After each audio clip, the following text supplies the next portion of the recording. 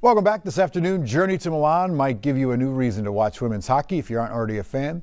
Player Kelly Panik is about as Minnesotan as it gets, and her success on the ice has been celebrated across the state.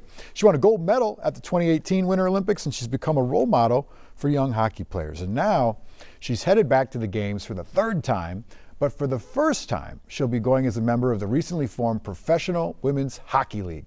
Julia Daniels has more on why this moment matters for her and for women's hockey. Here's Kelly Panik moving in with a shot. She scores! Panik with her first goal in Beijing. Looking forward to your third Olympics. What are your thoughts? It's crazy. It's been, that long. And I think the way that the first one went was a dream, right? So much about that story was like written for a movie. You've been a part of a gold medal winning team in 2018. What is it going to take to get back to that? Every gold medal game I've been a part of, Olympics, World Championships, it's truly the game of inches. And it's a game of taking advantage of whether it's mistakes or opportunities or, greatness in moments. But we know how much it comes down to just the details of the game. And people on the outside are like, that sounds really stressful. And you're like, but it's so fun. But it's been fun to see the way that this team has evolved, the way our sport really has evolved.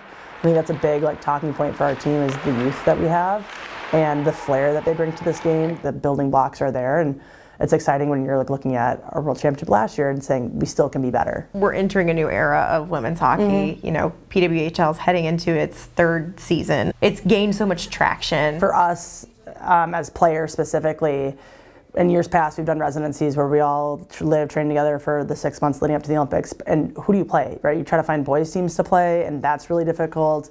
We play Canada a ton. There's just a weirdness to it, and I think what the PWHL does for players is you're able to be in a really high level competitive environment.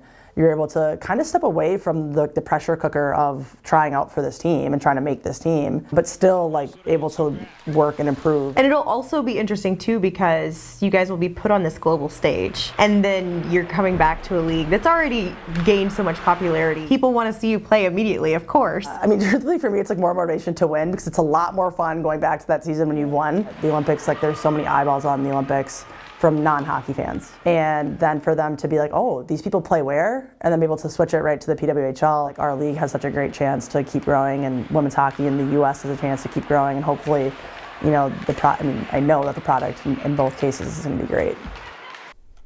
Thank you, Julia. Right now, we have an update from Team USA snowboarder Chloe Kim after she dislocated her shoulder last week. That is an owie injury that can take months to heal. How do I know that? Because I've done it.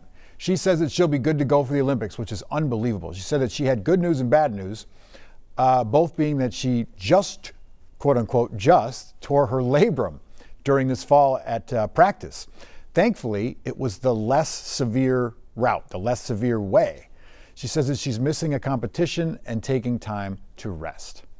Obviously, I'm really disappointed that I can't snowboard until right before the Olympics, which is going to be hard. I haven't gotten nearly the amount of reps that I would have liked, but that's okay. She'll have to compete in a shoulder brace. Kim is already qualified for the U.S. team and is the heavy favorite to win in Italy. Drama ensues. It's a big week for the Paralympic hopeful for Minnesota as well. Max Nelson beat the odds to become the youngest Nordic skier on Team USA 4 years ago. But this time he's not just battling the competition. Here's our Kent Erdahl. World-class Nordic skiers are no strangers to setbacks. You're right, Max.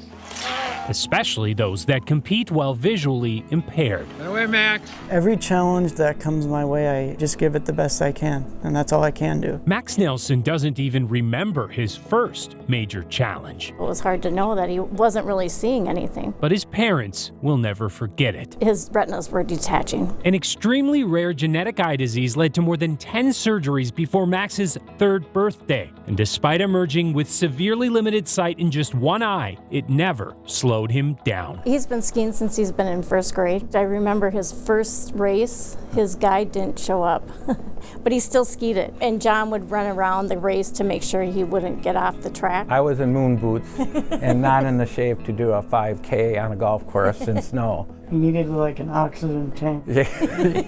By the age of 17, Max blew away his own expectations, becoming the youngest member of Team USA to compete at the Beijing Paralympics. I raced the best athletes in the world, and I kind of got demolished by them, and I knew that I needed a lot of work. No pain today? Nope. But after 3 years of putting in that work, I was getting these really bad headaches. a CT scan last March revealed a new challenge. That's when we found out that I had a brain tumor. A tumor that was both cancerous and impossible to fully remove. If you think about a tumor as a hand, we can go in and take out the palm of the hand, but the fingers are still there. I'm crying. After surgery at Children's Minnesota, Max spent weeks simply trying to regain movement and speech. But little by little, he began to improve. And after 6 weeks, he finally stood with assistance. There wasn't a dry eye. It was the first of many happy tears Good job, Max. as they watched Max get moving at Courage Kenny Institute, Great to see you. How are you? while also enrolling in a promising vaccine trial at Children's Minnesota Pull my hands up. to keep the cancer Now push me away. at bay. Good. No, I don't see any areas of tumor growing back. Okay. And whatever remains certainly hasn't slowed him down.